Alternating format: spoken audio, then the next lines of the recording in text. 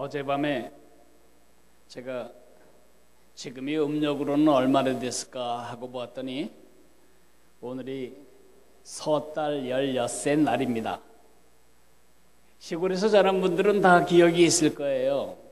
이때쯤 되면 저녁에 사람들이 장사를 하죠. 찹쌀떡과 메밀묵, 그리고 이때쯤 되면 동네 청년들이 복조리를 팝니다. 복조리가 무엇인지를 모르는 세대들이 자라고 있으므로 제가 복조리를 잠깐 보여드리겠습니다. 복조리는 정월초하루가 되기 전에 사람들이 사서 거는 것입니다. 보통 음식을 하기 위해서 사는 게 아니고 저것은 벽에다 걸어놓고 1년 동안 복이 걸리기를 위해서 놓는 거죠. 저 조리는 언제 쓰죠? 예전에는 그렇게 쌀에 돌이 많았어요. 그래서 그냥 쌀 씻어서 안 치면은 이가 많이 부러집니다. 그래서 물을 해서 쌀을 이는 것입니다. 돌을 골라내고 쌀을 찾아내는 도구가 조리입니다. 왜 복조리를 사다가 걸까요? 새해가 되면 복을 많이 건졌으면 좋겠다, 이런 뜻에서 우리 조상님들은 복조리를 걸었습니다. 여러분은 복조리 사시면 안 됩니다. 그건 자신에 대한 모독입니다. 이 복에 대한 집념은 세계 모든 나라에 다 있지만은 복에 대해서 가장 집착하는 민족이 있다면 중국 사람들이 아닐까, 이런 생각합니다. 중국 사람들이 제일 좋아하는 동물이 뭔지 아십니까? 돼지도 좋아합니다. 중국 사람들은 소고기보다 돼지고기를 훨씬 좋아합니다.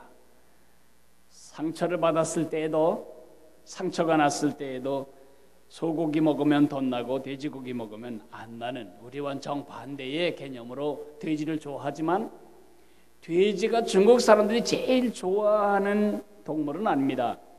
중국 사람들이 제일 좋아하는 동물 이름은 비휴입니다. 비휴는 여러분이 중국계 은행의 문양에는 거의 들어가 있습니다. 이 비휴는 중국에 가면 어디서든지 볼 수 있는 짐승입니다. 사자의 몸통에 봉황의 날개를 달고, 그리고 용의 머리를 하고, 그리고 기린의 꼬리를 한 이 짐승은 상상 속의 짐승입니다. 그런데 많은 사람들은 이것을 옥으로 깎아서 목걸이도 하고, 어떤 사람은 주머니에 넣기도 하고, 사무실 책상 위에도 놓고, 집에 선반에도 놓고, 물론 장사하는 집에는 하나씩은 거의 다 있습니다. 그리고 저렇게 큰 상가에 아예 조각을 해서 세우기도 합니다. 이 비휴라고 불리우는 이 짐승은 4가지 특징이 있습니다. 첫째로는 아주 큽니다. 첫째, 콧구멍이 크고, 두 번째, 입이 크고, 세 번째, 위장이 큽니다. 그리고는 이 짐승은 아주 충성스럽습니다. 주인을 위해서 충성스럽기가 개보다 더합니다. 이 짐승은 또 한 가지 마지막 특징은 항문이 없습니다. 싸지를 못합니다. 근데 이 짐승의 코가 왜 크냐? 돈 냄새를 기가 막히게 맡아요. 그래서 금, 은, 보화와 돈 냄새를 엄청 잘 맡기 때문에 동서남북 종횡무진 다니면서 돈과 재물을 많이 먹어 배를 채우고, 배가 너무 불러가지고 견딜 수 없을 때는 집으로 돌아와야 돼요. 왜냐하면 쌀 수가 없으니까. 집에 돌아와서 주인에게 그걸 다 뱉어놓고, 또 배가 고프면 또 나가서 돈 물어다가 집에다 뱉어놓고, 그러니까 돈은 우리 집에만 들어오고 절대 나가지 마라, 이런 뜻에서 이 비휴라는 짐승을 이들은 굉장히 좋아합니다. 틀렸습니다. 중국 가도 비후 사오지 마세요. 여러분의 복은 그렇게 찾는 것이 아닙니다. 복은 여기저기 굴러다니고 널려져 있는 것이 아닙니다. 복은 보물 찾기 하듯이 어디에 숨겨져 있는 것이 아닙니다. 냄새 맡고 찾아가는 것이 아닙니다. 복은 한 근원에서 오는 것입니다. 마치 517km 낙동강이 황지연이라고 하는 조그마한 연못에서 발원되는 것처럼 514km 한강이 검룡소라고 하는 작은 못에서 발원되는 것처럼 402km 금강이 뜬봉샘이라고 하는 작은 샘구멍에서 시작되는 것처럼 모든 복은 천지를 만드신 유일하신 하나님, 여러분과 제가 아버지라고 부르는 그 한 분에게서만 발원되는 것입니다. 역대상의 다윗은 그것을 이렇게 노래합니다. 여호와여, 위대하심과 권능과 영광과 승리와 위엄이 다 주께 속하였사오니 천지에 있는 것이 다 주의 것이로소이다. 여호와여, 주권도 주께 속하였사오니 주는 높으사 만물의 머리이시미니이다. 부와 귀가 주께로 말미암고 또 주는 만물의 주제가 되사 손에 권세와 능력이 있사오니 모든 사람을 크게 하심과 강하게 하심이 주의 손에 있나이다. 다윗은 사람들이 그렇게 갈급하게 찾고 있는 그 복의 출처가 어딘지를 정확하게 알고 살았기 때문에 한평생 복을 누리며 살았습니다. 복은 하나님께로부터 흘러나오는 것입니다. 그리고 복은 하나님께로 흘러서 내게 정치되면 안 됩니다. 만약에 검룡소에서 흘러나온 물이 막혀 있다면 그것은 재앙입니다. 그것은 시내를 타고 개울을 타고 강을 타고 소해바다로 빠져나가야 됩니다. 복이 정체되는 것은 복이라고 정의되지가 않는 것입니다. 어떻게 하면 하나님으로부터 근원한 그 복의 줄기가 내게로 흐르고 나를 통하여 또 다른 사람에게로 흐르는 강줄기 같은 삶을 살 수 있을까? 우리 교회 공동체도 마찬가지입니다. 우리는 하나님께 많은 복을 받았습니다. 이 복이 우리 자신을 위해서 쓰이다가 끝나면 이 복은 더 이상 복이 안 됩니다. 이 복은 흘러야 합니다. 어떻게 해야 우리 개인이나 우리 공동체나 하나님의 복이 내게 흐르고 내가 그 복을 누리고 내가 그 복을 또 다른 사람에게로 흘려보내는 축복의 강줄기 같은 삶, 강줄기 같은 공동체가 될 수 있을까요? 창세기 12장 1절에서 3절에 그 대답이 나와 있습니다. 다 같이 창세기로 가겠습니다. 구약성경 14페이지를 여십시오.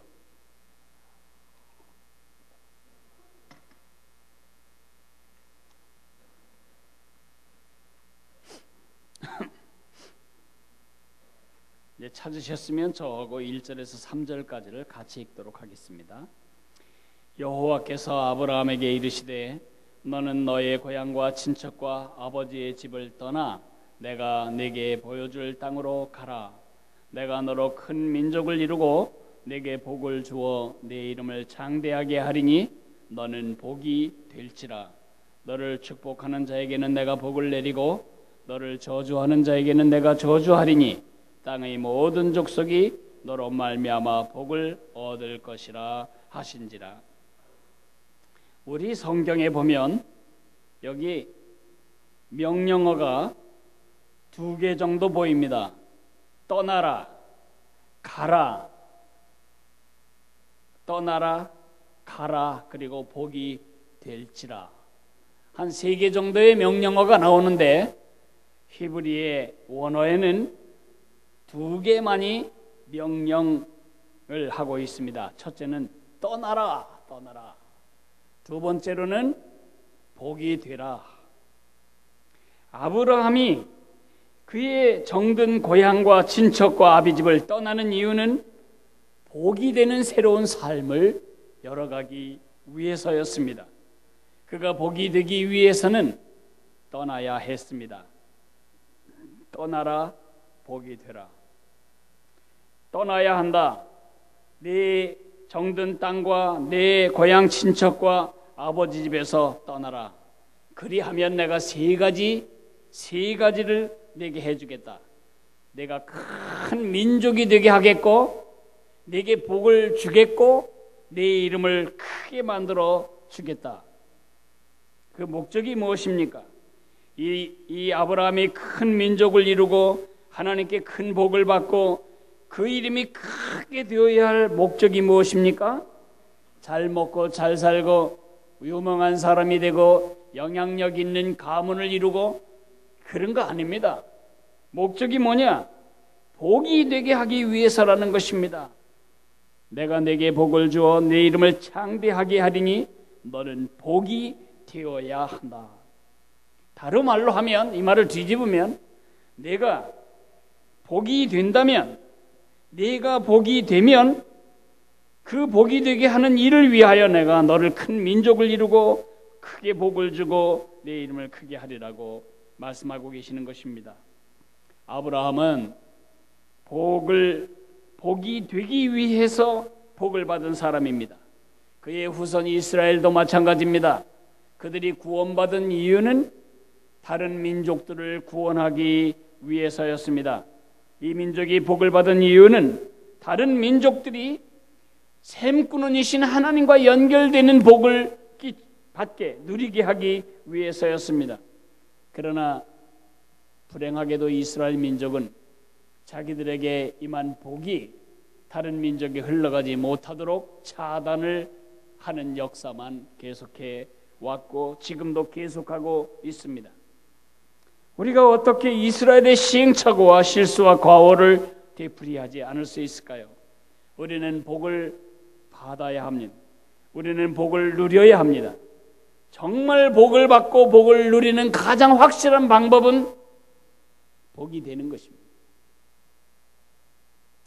그리하기 위해서 제가 바꿔야 할 두 가지를 여러분에게 오늘 이 본문을 근거로 말씀드리고 싶습니다. 첫째로는 삶의 그림, 여러분 자신에 대한 그림을 바꿔야 합니다. 아브라함은 아주 중요한 사람이었습니다. 창세기 1장부터 11장까지는 어떻게 인간이 죄를 지었는가, 그 죄가 얼마나 이 세상을 망가뜨렸는가를 보여주는 이야기가 1장부터 11장까지 이야기입니다. 12장부터는 구원의 시작입니다. 망가진 세상을 구원하시기 위해 하나님은 망가진 세상과 그것을 수선하실 수 있는 그 세상을 만드신 하나님과의 만남의 다리 공사를 시작하시는데 그 다리 공사의 시작이 바로 아브라함입니다. 아브라함이 원대한 하나님의 구원의 다리 공사를 수행할 수 있기 위해서는 먼저 자신에 대한 그림이 바뀌어야만 했습니다. 아브라함, 그래서 2절 3절에 말합니다. 내가 너로 큰 민족을 이루고 내게 복을 주어 네 이름을 창대하게 하리니 너는 복이 될지라. 너를 축복하는 자에게는 내가 복을 내리고 너를 저주하는 자에게는 내가 저주하리니 땅의 모든 족속이 너로 말미암아 복을 얻을 것이라. 땅의 모든 족속이 그로 말미암아 복을 얻을 것이었습니다. 아브라함은 나는 복 받을 사람이 아니고 복이 될 사람이라는 패러다임의 전환, 이 바탕화면에 깔고 살았던 그의 기본 삶의 그림을 바꾸어야만 했습니다. 아브라함 안에서 우리도 동일한 부름을 받았습니다. 아브라함과 다윗의 자손으로 오신 예수 그리스도가 지금 이 안에 계십니다. 우리 안에 살아계십니다. 그 예수님이 바로 천지 만물을 지으신 창조주 하나님이시기 때문에 우리는 복을 건지러 삼지사방 다닐 필요가 없는 사람, 그 축복의 근원이 이 안에 있는 사람입니다. 복의 원천이신 예수님이 우리 안에 계시고 우리와 함께 계시고 우리를 통하여 그의 존재를 살아가고 계십니다. 왜 우리가 복을 받았는가? 복이 되기 위해서입니다. 왜 우리가 사랑을 받았는가? 사랑하기 위해서입니다. 왜 우리가 은혜를 누리고 있는가? 은혜를 끼치기 위해서입니다. 우리는 사랑하기 위해 사랑을 받았습니다. 구원하기 위해 구원을 받은 사람입니다. 우리는 다른 사람입니다. 여러분의 직장에 있는 사람과 여러분이 다르지 않다고 느낀다면 그건 겉모습만 보고 생각한 것입니다. 우리는 다른 사람입니다. 우리 안에 생명이 다릅니다. 우리 안에 예수님이 계십니다. 그 예수님과 함께 살아가는 우리의 삶의 목적이 다릅니다. 우리는 하나님의 영광과 세상의 축복을 위해 이 땅에 남겨져 있는 사람입니다. 그러나 듣기는 좋지만 이 가슴이 얼른 움직이지 않는 것을 느끼실 수 있을 겁니다. 우리가 복이 된다는 것은 우리 삶의 본성이나 세상의 흐름을 역류하는 어려운 삶입니다. 왜 크리스천으로 살아가기가 어렵죠? 새 삶을 옛 아이콘으로 돌리려고 하기 때문입니다. 먼저는 마음의 바탕화면에 깔린 우리의 그림, 아이콘을 바꿔야 합니다.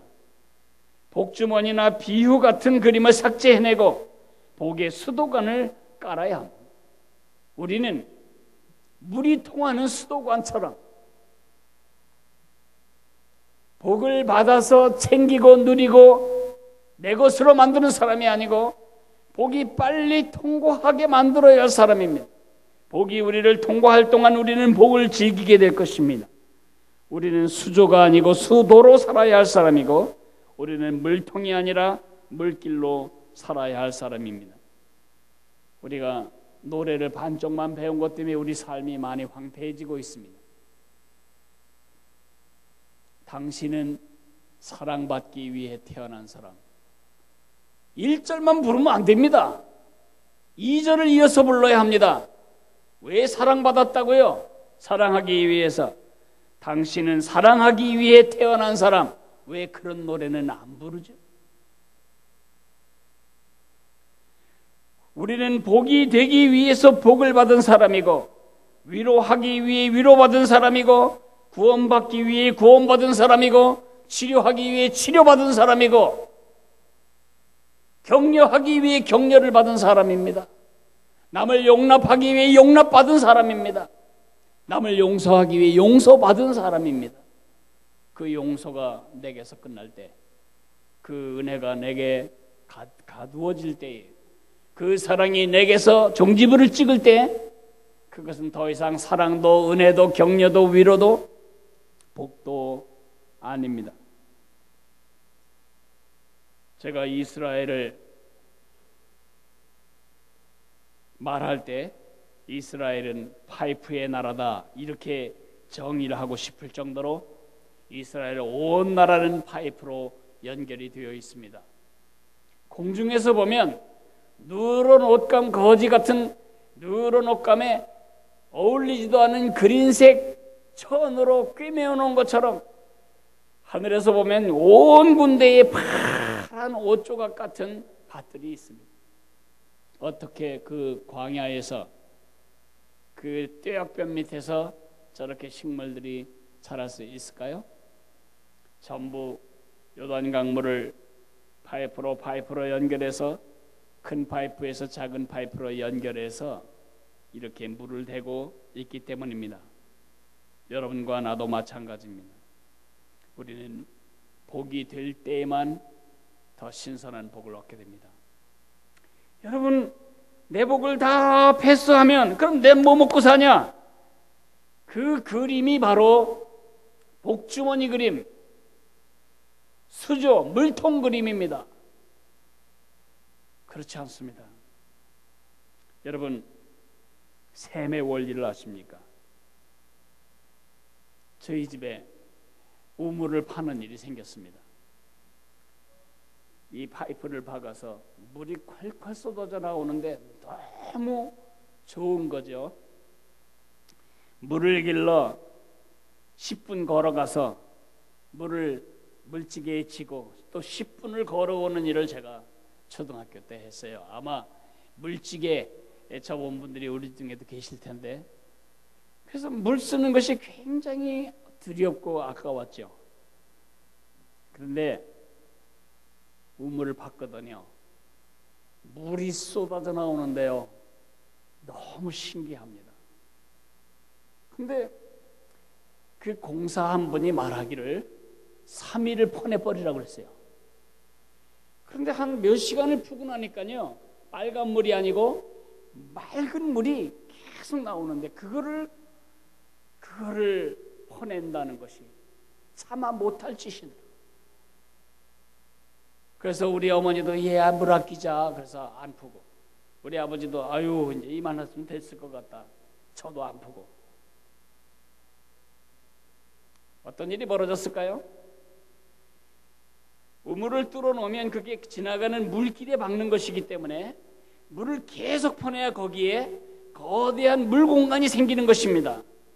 근데 물을 얼마만큼 퍼냈느냐에 만큼 그 물웅덩이 사이즈가 결정되기 때문에 물을 조금 퍼낸 우리는 이제 그 다음부터 조그만 감으로도 끊어지는 것입니다. 물이 고이, 지하에 물이 고일 틈이 없는 것입니다. 지하의 수장고가 크게 잡히기 위해서는 물을 3일이고 4일이고 계속 퍼내야 밑에 수장고가 아주 커지는 건데, 눈에 안 보이기 때문에 우리는 그걸 믿을 수가 없었죠. 피는 흘러야 피입니다. 흘러야 생명입니다. 한 군데 고여있는 피는 고름이라고 부릅니다. 복은 흘러야 복입니다. 그것이 내게 갇히면 그것은 더 이상 복이 아닙니다. 예수님이 말씀하셨습니다. 주라, 그리하면 너희에게 줄 것이니 곧 후히되어 누르고 흔들어 넘치도록 하여 너희에게 안겨주리라. 저는 예수님을 따른 날 이후로 지금까지 복을 퍼내는 것이 진정으로 내 삶을 경제적으로도 윤택하게 하는 것임을 저는 배우면서 살아가고 있습니다.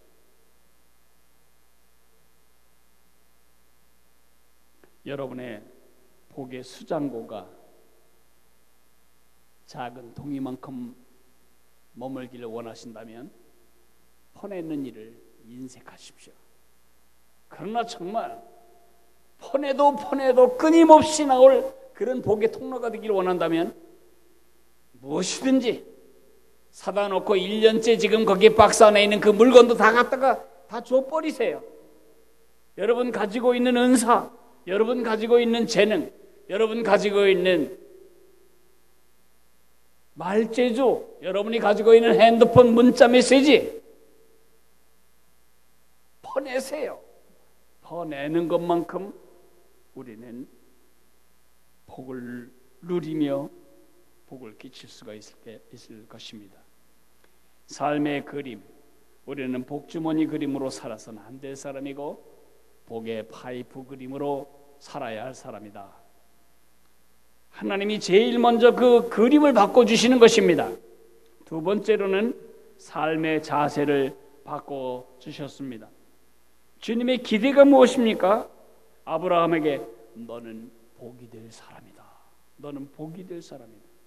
물론 여기에 가장 중요한 메시지는 아브라함의 후손 예수 그리스도로 말미암는 구원의 다리가 완성되는 것을 말합니다. 그 다리 때문에 여러분과 저 같은 이방인도 하나님을 아버지로 모시게 되었습니다. 그러나 이것을 그렇게 구속사적으로 아브라함이 돌아가신 다음에 2000년이 지나고 예수님이 오시고 2000년이 지난 다음에 여러분과 내가 예수 믿는 미래형 얘기만 하는 게 아니라는 거지요. 아브라함의 생애를 잘 살펴보면 이날 이후로 아브라함의 삶은 5분 대기조 같은 축복의 대기조로 전향된 것을 볼 수가 있습니다. 제일 가까운 곳에서부터 그는 복이 되기 시작합니다. 그에게 가장 가까운 이웃은 그의 아내 사레였습니다. 90살까지 아기를 낳지 못했던 할머니 사라가 그 나이 90살이 될 때에 아가의 젖을 먹이며 본인도 웃고 아가도 웃고 주변이 다 웃는 그런 축복을 누리게 됩니다. 자기가 열국의 아버지가 되면서 그 부인 사레는 열국의 어머니가 됩니다. 아브라함은 그 아들 이삭과 그 손자 야곱에게 복이 됩니다. 아브라함은 대단한 문명권인 바벨론 우르에 살던 사람이지만은 그는 텐트에 살았습니다. 장막에서 자기와 자기 아들과 자기 손주들과 함께 이 땅은 우리가 살 영원한 땅이 아니다. 우리의 영원한 거처는 저 하늘 위에 있다. 그런 나그네 삶을 전수함으로 유일신 하나님을 믿는 믿음과 그분이 마련해 놓은 영원한 생명을 자녀들에게 가르침으로써 그는 그의 아들의 명예, 삶, 가치, 그 가문을 축복했습니다. 그의 조카 롯은 아브라함의 조카라는 한 가지 이유 때문에 많은 복을 얻습니다. 갖고 싶은 땅을 얻었습니다. 소돔 땅이 심판당할 때에 같이 심판당하지 않고 살아남을 수가 있었습니다. 아브라함 때문에 소돔 왕국은 복을 받았습니다. 사람들을 다 도로 찾았으니까요. 아브라함은 지나가는 나그네를 쫓아가서 모셔다가 대접함으로 나그네에게 복이 됩니다.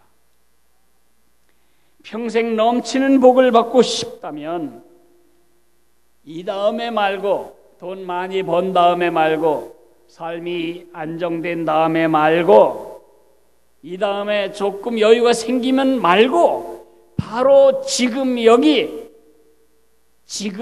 여기에서 복이 될 태세로 사십시오. 소방관은 불냄새만 나면 쫓아가게 되어 있습니다.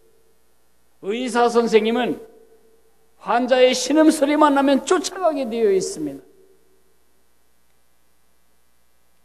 우리 교회에서 무슨 행사를 할 때에 누가 다쳤다고 해서 내가 가보면 벌써 거기에는 나보다 먼저 의사 선생님들이 와 계신 것을 한두 번 경험한 게 아닙니다. 의사 선생님은 자다가도 환자의 신음소리 들으면 일어나는 사람입니다. 소방관은 자다가도 사이렌 소리 나가면 벌떡 일어나는 사람 아닙니까? 우리가 그런 사람이 되는 것입니다. 복이 되는 삶의 준비 태세로 살아야 합니다. 가장 본질적인 축복의 근원, 바로 우리 예수님을 이 안에 모시고 있습니다. 은과 금은 없지만 내게 있는 것으로 내게 주노니 나사렛 예수의 이름으로 일어나 걸어라. 안전뱅이가 일어나 걸었습니다. 조그마한 섬김, 여러분이 축복입니다. 아무것도 없습니까? 정말 나눠줄 게 아무것도 없습니까? 그것은 불신입니다. 여러분이 그렇게 가난한 사람이 아닙니다. 여러분 마음속에 있는 기쁨으로 한번 그 표정이 굳어있는 그 옆자리 직원에게 한번 미소 지어주면 안 됩니까? 그 미소 짓는데 얼마나 큰 자산이 필요합니까? 커피 한 잔 타먹이는데 뭐 그렇게 엄청난 자산이 필요합니까? 힘든 짐을 잠깐 들어주는 일에 뭐 그렇게 엄청난 에너지가 쓰입니까? 스마트폰 요금 5만 원 가까이 내시면서 카카오톡으로 하면 공짜밖에 안 되는 문자, 그 문자로 격려하는 말 한마디 쓰는 게 뭐 그렇게 대단히 힘든 일입니까? 조그만 선물 하나로 믿음을 떠내려고 하는 한 자매를 잡아준다면 얼마나 큰 축복이 되는 것입니까? 여러분이 알고 있는 지식을 혼자 알지 말고 남에게 나눠주는 것은 얼마나 좋은 일입니까? 여러분이 가지고 있는 기술을 혼자 갖고 있다가 죽는 것이 아니고 누군가에게 가르쳐 준다면 얼마나 좋은 일일까요? 우리가 배명학교를 축복하려고 막상 계획을 하다 보면 너무 사람이 없는 것입니다. 여러분이 가진 재능, 어떤 사람은 산수를 잘합니다. 어떤 사람은 다른 거 모르지만 춤 잘 춥니다. 어떤 사람은 다른 거 모르지만 악기 하나 다룰 줄 압니다. 그 조그만 기술을 우리 아이들에게 나누어 줄 재능을 기부받고 싶은데 그 재능을 언제까지 여기다 집어넣고 계십니까? 제가 느낀 건데요. 제가 색소폰을 배우다가 지금 1년 동안 입에 안 댔더니 현상 유지가 안 되는 겁니다. 열심히 연습하고 나눠주면 나눠줄수록 더 많이 연습해야 되고 연습할수록 더 잘 나눠주게 되고 이런 선수 나눠가는 게 아니고 어느 날 너무 연주를 잘하는 음악을 듣고 보니까 창피해가지고 제가 나눠주기를 중단해버렸어요. 그랬더니 차마 사람 있는 데서 불 수가 없게 되었어요. 그래서 안 불었더니 지금은 소리 내기도 어려울게 되었어요. 이거는 단순히 악기 얘기만이 아닙니다. 여러분이 가지고 있는 것이 무엇이든 그것이 믿음이든 그것이 성경 지식이든 그 축복이 흘러가야만 그 축복으로 여러분도 살고 다른 사람도 살게 되는 것입니다. 우리 세대로 교회는 한국 교회의 복이 되기 위해서, 아니 세계의 교회 공동체의 복이 되기 위해서 하나님이 시작하신 교회라고 저는 믿습니다. 교육교회 견본주택이면 공개를 하셔야죠. 언제까지나 견본주택 공사만 할까요? 앞으로 2년 3년 안에 우리는 우리 교회를 공개해야 합니다. 우리 가정도 공개하고 우리 분반공부 장면도 공개하고 KFC도 공개하고 우리 멘토 축제도 공개하고 어원화도 공개하고 가정 예배하는 것도 공개하고 이런 공개. 우리 교회가 존재하는 그 이유 중에 하나가 이 땅에 다음 세대를 키우는 열정과 비전을 확산해 나가는 것입니다. 저는 그 일을 위해서 내일까지 합치면 5번 5대 도시를 돌며 지금 사역을 하고 있습니다. 내일 제주를 마지막으로 올해 사역이 끝나지만 얼마나 우리가 해야 할 일이 많은가요? 이제 우리 8월에 단기 선교 떠납니다. 청년들이 매일 스펙 쌓기 그래서 자격증 따고 스펙 쌓기 하다 인생 어떻게 됩니까? 왜 그걸 쌓아야 하는지 이유가 없이 그걸 쌓으면 그것 때문에 그 사람은 한평생 재주 많은 자격증 많은 가난뱅이로 살게 될 수도 있습니다. 유치원 아이들이요, 아주 특별한 장난감이 하나 오면 이제 둘 중에 하나 일이 벌어집니다. 요즘은 이렇게 스위치만 올리면 막 짖어도 되고 춤도 추는 강아지 이런 거 있는데 그 좋은 장난감이 하나 들어왔을 때 그 장난감을 남과 나누는 분위기만 되면 거기에 기쁨과 행복이 생깁니다. 그러나 한 아이가 움켜쥐면 거기에는 비극이 시작됩니다. 눈물과 전쟁이 시작됩니다. 칼을 안 가져서 그렇지 살인도 날 수 있습니다. 지금 이게 애들 얘기만이 아닙니다. 어른도 마찬가지입니다. 큰형이 너무 많이 움켜쥐고 동생들에게 앉으면 그 집에 재판 납니다. 한 나라가 너무 많이 움켜쥐고 다른 나라는 굶고 있으면 전쟁이 일어납니다. 하나도 다르지 않습니다. 축복이 정체될 때, 그때 비극이 시작됩니다.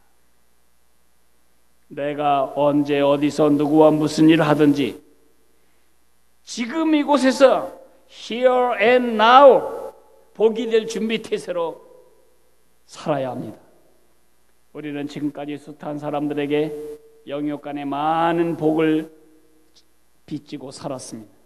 이제는 그 빚을 갚아야 할 때가 되었습니다. 이제 말씀을 마무리 짓겠습니다.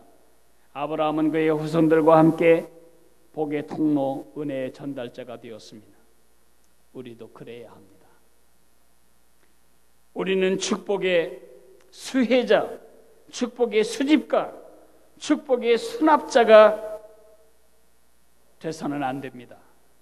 우리는 축복의 전달자가 됩시다. 우리는 축복의 분배자가 됩시다. 축복의 수조가 아니고 축복의 수도가 됩시다.